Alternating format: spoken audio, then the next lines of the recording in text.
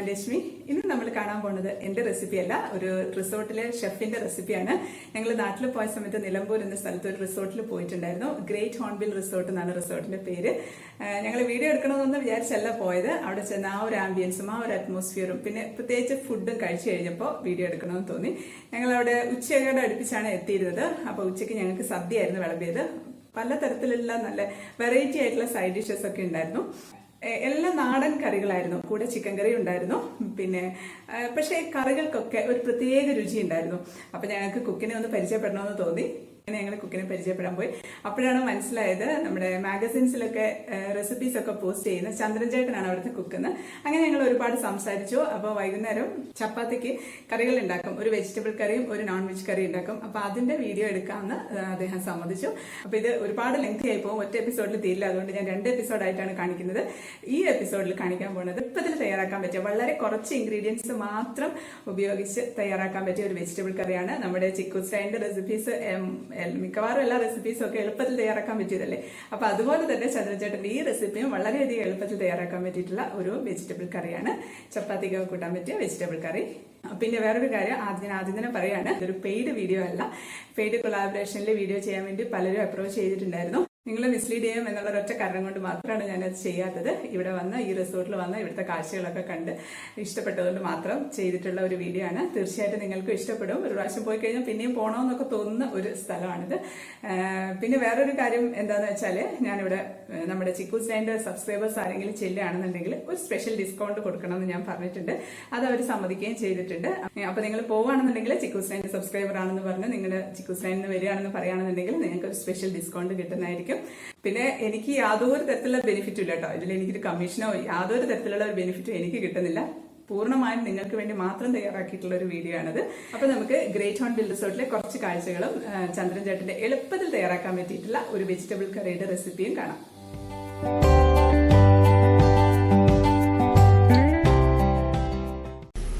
അപ്പോൾ ഇതാണ് റിസോർട്ടിന്റെ main entrance. Gate കഴിഞ്ഞ് വരുമ്പോൾ കാണുന്നതാണിത്.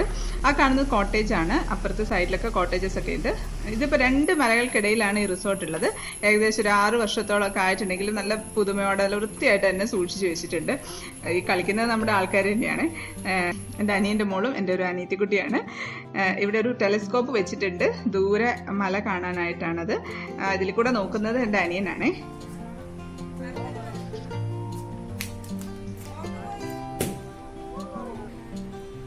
ഇതിപ്പോൾ റിസപ്ഷൻ ഏരിയ ആണ്. ഇത് ബാംബൂലാണ് ചെയ്തിരിക്കുന്നത്. സൈഡിലുള്ള ചെയറും സീറ്റൊക്കെ ചൂരലുകൊണ്ടാണ് ചെയ്തിരിക്കുന്നത്. ഇത് വിശാലമായിട്ടുള്ള ഒരു ഡൈനിങ് ഏരിയ ആണ്. ഇതും മുളയിലൊക്കെ തന്നെയാണ് ചെയ്തിട്ടുള്ളത് കേട്ടോ. സൈഡിൽ ക്യാരം ബോർഡൊക്കെ വെച്ചിട്ടുണ്ട് കളിക്കാനായിട്ട്. ഇപ്പം ചെറുതായിട്ട് മഴ പെയ്യുന്നുണ്ട്. കുറേ വലിയ കുടകളൊക്കെ വെച്ചിട്ടുണ്ട് സൈഡിൽ. ആർക്ക് വേണമെങ്കിലും എടുത്ത് അങ്ങോട്ടും ഇങ്ങോട്ടും ഒക്കെ പോകാം. ഇത് ഡൈനിങ് ഏരിയയുടെ അടുത്തുള്ള ഒരു വാഷ് ഏരിയ ആണ്. 4 കെട്ടിൻ്റെ സ്റ്റൈലിലാണുള്ളത്. അപ്പോൾ നമ്മൾ ലഞ്ചൊക്കെ കഴിച്ചു. ഇനി റിസോർട്ട് ഒന്ന് ചുറ്റിക്കറങ്ങി കാണാനായിട്ട് ഇറങ്ങിയതാണ്. ഇവിടെ ഒരു സൈൻ ബോർഡ് വെച്ചിട്ടുണ്ട്, meditation area, kids play area എന്നൊക്കെ പറഞ്ഞിട്ട്. ഇനി നമുക്ക് താഴോട്ട് പോവാം. ഈ വഴി കാണാൻ നല്ല ഭംഗിയുണ്ട് കേട്ടോ. സൈഡിലൊക്കെ ചെടികളൊക്കെ ആയിട്ട് നല്ല നീളത്തിൽ നീണ്ടു നിവർന്ന് കിടക്കുന്ന ഒരു നടപ്പാത. സൈഡിൽ പലതരത്തിലുള്ള ചെടികളാണുള്ളത്. നല്ല പച്ചപ്പായിട്ട് എവിടെയോ എത്തിപ്പെട്ടിട്ടുള്ള ഒരു പ്രതീതിയാണുള്ളത്. ഇതിപ്പം കോഴിക്കോട് നിന്ന് ഏകദേശം ഒരു 60 കിലോമീറ്റർ ദൂരെയാണ് നിലമ്പൂര്. അവിടെ നിന്നും 20 കിലോമീറ്റർ ദൂരെ പൂക്കോട്ടുപാടം എന്നൊരു സ്ഥലത്താണ് ഈ റിസോർട്ട് ഉള്ളത്. നിലമ്പൂരേക്ക് ഡയറക്റ്റ് ട്രെയിൻ സർവീസും ഉണ്ട്. ഞങ്ങളിപ്പം നാട്ടിലായതുകൊണ്ട് വണ്ടി എടുത്തിട്ട് വന്നതാണ്. ഇടയ്ക്ക് സൈഡിൽ സൈൻ ബോർഡൊക്കെ വെച്ചിട്ടുണ്ട്. ഇത് മെഡിറ്റേഷൻ ഏരിയയിലേക്കുള്ള വഴിയാണ്. ഓലമേഞ്ഞ മെഡിറ്റേഷൻ ഏരിയ ആണുള്ളത്. ഇരിക്കാനുള്ള സീറ്റൊക്കെ ഉണ്ട് ഇതിൻ്റെ ഉള്ളിൽ.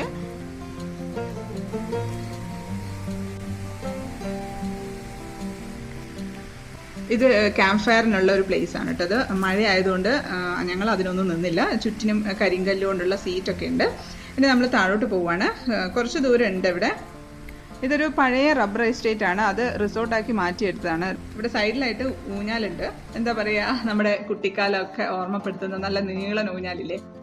ഒരു നൊസ്റ്റാൾജിക് ഫീലിംഗ് ആണ് ഇതൊക്കെ. ചെറുനാരങ്ങ ഉണ്ടായി കിടപ്പുണ്ട്. ഇപ്പം ചെറുതായിട്ട് മഴ പെയ്ത് തുടങ്ങിയിട്ടുണ്ട്. ഇത് കിഡ്സ് പ്ലേ ഏരിയ ആണ്. കുട്ടികൾക്ക് കളിക്കാനുള്ള ഊഞ്ഞാലും സ്ലൈഡും ഒക്കെ ഇവിടെ സൈഡിലായിട്ടൊക്കെ ഉണ്ട്. അത് അവിടെ ഒരു പാലമുണ്ട്, അടിയിലൂടെ അരുവി ഒഴുകുന്നുണ്ട്. നല്ല ഭംഗിയുള്ളൊരു പാലം കേട്ടോ. ഇവിടെ ഒരു ചെറിയൊരു ഗേറ്റ് ഉണ്ട്, താഴെ പുഴയിലേക്കുള്ള വഴിയാണ്. ഇത് ശരിക്കും പറഞ്ഞാൽ സൈലന്റ് വാലിയുടെ അതിർത്തിയിലാണ്, പക്ഷേ വന്യമൃഗങ്ങളുടെ ഒരു ശല്യമൊന്നുമില്ല. സൈഡിലൊക്കെ വേലിയൊക്കെ കെട്ടിയ ഒരു ചെറിയ ഇടവഴിയാണ്. ശരിക്കും എന്താ പറയുക, ഒരു പ്രത്യേക ഫീലിംഗ് ആണ് ഇതിൽ കൂടെ നടക്കാനായിട്ട്, പ്രകൃതിയോട് ഇണങ്ങിയിട്ട് ചെറിയ ചാറ്റൽ മഴയൊക്കെ കൊണ്ട് ഇങ്ങനെ നടക്കാനായിട്ട്. ഇപ്പോൾ നമ്മൾ പുഴക്കരയിൽ എത്തിയിട്ടുണ്ട്. സൈഡിലായിട്ട് ഒരു വലിയ പാറയുണ്ട്, കുടയൊക്കെ പിടിച്ച് നിൽക്കുന്ന പോലെ. മഴ പെയ്യുകയാണെന്നുണ്ടെങ്കിൽ ഒന്ന് കയറി നിൽക്കാനായിട്ടൊരു സ്ഥലം. ഇതിപ്പോൾ സീസൺ അല്ല, മഴ കൊള്ളാൻ താല്പര്യമുള്ളവർക്ക് ഈ സമയത്ത് വരാം, അല്ലാത്തവർ മഴയില്ലാത്ത സമയത്ത് വരുന്നതായിരിക്കും നല്ലത്. മഴയായതുകൊണ്ട് പുഴയിൽ നല്ല ഒഴുക്കുണ്ട്, പക്ഷേ ഒഴുക്കുണ്ടെങ്കിലും ഞങ്ങൾ വെള്ളത്തിലൊക്കെ ഇറങ്ങാൻ പോവാണ്. അപ്പോൾ അതിൻ്റെ വീഡിയോ അടുത്ത എപ്പിസോഡിൽ കാണിക്കാം. ഇപ്പം തന്നെ കുറച്ച് ലെങ്തി ആയി പോയോ എന്നൊരു സംശയം. ഇനി നമുക്ക് ചന്ദ്രൻ ചേട്ടൻ്റെ സ്പെഷ്യൽ പൊട്ടറ്റോ കറി എങ്ങനെയാണ് ഉണ്ടാക്കുന്നതെന്ന് പോയി കാണാം. അപ്പം നമ്മൾ കുളിയൊക്കെ കഴിഞ്ഞ് ചന്ദ്രൻ ചേട്ടൻ്റെ അടുക്കളയിലേക്ക് കയറുകയാണ്.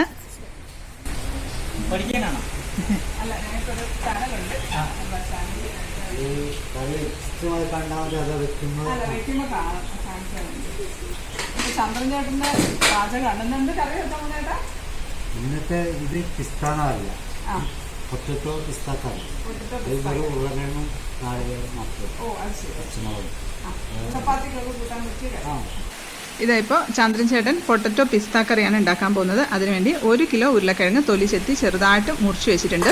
ഇതൊരു കുക്കറിലേക്ക് ഇട്ട് കൊടുക്കുകയാണ്. പച്ചമുളകും ഇടുകയാണ്. 1 കിലോ ഉരുളക്കിഴങ്ങ് ഇട്ടിട്ടുണ്ട്. ഒരു 10-12 പച്ചമുളക് ഇട്ടിട്ടുണ്ടാവും അല്ലേ? 12 പച്ചമുളക് ഇട്ടിട്ടുണ്ട്. ഉപ്പും ഇട്ടു. ഇനി കുറച്ച് മഞ്ഞൾപ്പൊടി, ഒരു 1/2 ടീസ്പൂൺ മഞ്ഞൾപ്പൊടി ഇട്ടു. അതിലേക്ക് ഒരു 3 കപ്പ് വെള്ളം ഒഴിച്ചിട്ടുണ്ട്. ഇത്ര മാത്രം മതി അല്ലേ? സവാളയൊക്കെ അപ്പോൾ വേണ്ട. ഇതിപ്പോൾ ഞാൻ ഒന്നുകൂടെ പറയാം. നമ്മുടെ പൊട്ടറ്റോ പിസ്ത കറിക്ക് വേണ്ടിയിട്ട് 1 കിലോ ഉരുളക്കിഴങ്ങും ഒരു 12 പച്ചമുളകും ആവശ്യത്തിന് ഉപ്പും 1/2 ടീസ്പൂൺ മഞ്ഞൾപ്പൊടി ഇട്ട് ഒരു 2-3 കപ്പ് വെള്ളം ഒഴിച്ച് കുക്കർ അടച്ചു വെച്ച് ഒരു 2 വിസിലിന് വേവിച്ചെടുക്കാം. വേറെ ഒന്നും വേണ്ട, സവാള ഒന്നും നമ്മൾ ഇതിലിടുന്നില്ല. ഒരു കാര്യം ശ്രദ്ധിക്കേണ്ടത് എന്താണെന്ന് വെച്ചാൽ നമ്മൾ എരിവിന് വേറെ ഒന്നും ചേർക്കുന്നില്ല. അതുകൊണ്ട് പച്ചമുളക് എരിവിനനുസരിച്ചിട്ട് ഇട്ട് കൊടുക്കണം. കാരണം ഓരോ പച്ചമുളകിനും എരിവ് വ്യത്യാസം ഉണ്ടായിരിക്കും. ഈ പച്ചമുളക് നല്ല എരിവുള്ള പച്ചമുളകാണ്. ഇനി എടുക്കുന്നത് അണ്ടിപ്പരിപ്പിൻ്റെ നുറുക്കാണ് കേട്ടോ, പൊടിയല്ല, വളരെ ചെറിയ ചെറിയ കഷ്ണങ്ങളാണ്. ഒരു 50 ഗ്രാമൊക്കെ എടുത്തിട്ടുണ്ട്. ഇത് വാങ്ങിക്കാനൊക്കെ കിട്ടും, പല ക്വാളിറ്റി നട്ട്സും ഒക്കെ വാങ്ങിക്കാൻ കിട്ടില്ലേ. അപ്പോൾ ഇത് ചെറിയ കഷ്ണങ്ങളാവുന്നതുകൊണ്ട് റേറ്റും വളരെ കുറവായിരിക്കും. ഇതിപ്പോൾ ചെറിയുള്ളിയാണ്, ചെറിയുള്ളി വറക്കാൻ വേണ്ടി ചെറിയുള്ളി അരിയാണ്. ഒരു വളരെ ചെറിയ ചെറിയുള്ളിയാണ്. അപ്പോൾ അതുകൊണ്ട് ഒരു 10-15 എണ്ണം ഒക്കെ എടുത്തിട്ടുണ്ടാവും. വലുതാണെങ്കിൽ ഒരു 5-8 എണ്ണമൊക്കെ മതി അല്ലേ? വളരെ ചെറുതായതുകൊണ്ടാണ്. അതെ. ഇപ്പൊ ഇവിടെ നല്ല മഴയാണ് കേട്ടോ, അതാണ് സൗണ്ട് കേൾക്കുന്നത്. നമ്മുടെ ഒരു റെസ്റ്റോറൻറ്റിന്റെ കിച്ചണാണെന്ന് തോന്നില്ല, നല്ല നീറ്റായിട്ടുള്ള ഒരു കിച്ചണാണ്.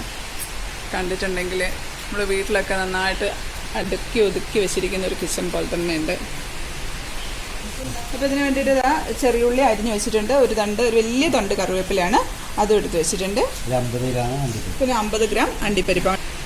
ഇപ്പോൾ തേങ്ങ എടുത്ത് വെച്ചിട്ടുണ്ട്. 2 കറിക്ക് വേണ്ടിയുള്ളതാണിത്, വലിയ തേങ്ങയായിരുന്നു. ഇപ്പോൾ ഈ കറിക്ക് വേണ്ടിയിട്ട് 2 കപ്പോളം തേങ്ങയാണ് എടുക്കുന്നത്. ഇതിപ്പോൾ മിക്സിയിൽ ഒരു 1/2 ടീസ്പൂൺ മഞ്ഞൾപ്പൊടിയും വെള്ളവും ചേർത്ത് നന്നായിട്ടൊന്ന് അരച്ചെടുക്കാൻ പോവാണേ. ഇതിപ്പോൾ കുക്കറിൻ്റെ പ്രഷറൊക്കെ പോയി ഉരുളക്കിഴങ്ങ് നന്നായിട്ട് വെന്തിട്ടുണ്ട്. ഇനി ഇതൊരു ചീനച്ചട്ടിയിലേക്ക് ഇട്ട് കൊടുക്കാം. കുറച്ചേ ഉള്ളൂ എന്നുണ്ടെങ്കിൽ ചീനച്ചട്ടിയിലേക്ക് മാറ്റണമെന്നില്ല, കുക്കറിൽ തന്നെ മിക്സ് ചെയ്തിട്ട് എടുക്കാം. ഇപ്പോൾ അതാ ഉരുളക്കിഴങ്ങ് വെന്തത് ചട്ടിയിലിടാണ്. അതിൻ്റെ വെള്ളം അടക്കം ഒഴിക്കുമോ? വെള്ളം അടക്കം ഒഴിക്കുക. ചീനച്ചട്ടിയിലോട്ട് ഇട്ടാണ്.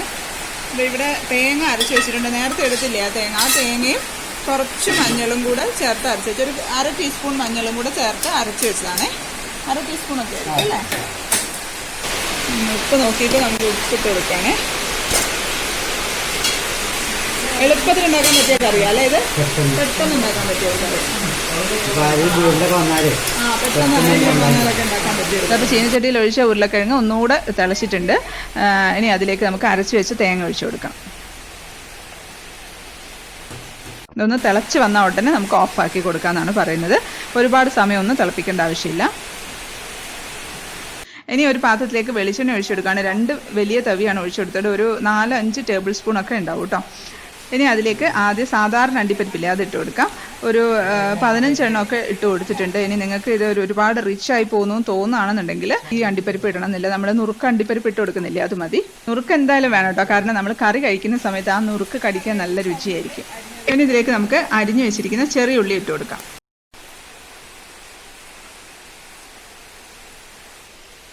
ചന്ദ്രചേട്ടൻ മണത്ത് നോക്കുകയാണ് കേട്ടോ. മണത്ത് നോക്കിയിട്ടാണ് ഉപ്പ് മനസ്സിലാക്കുന്നത്.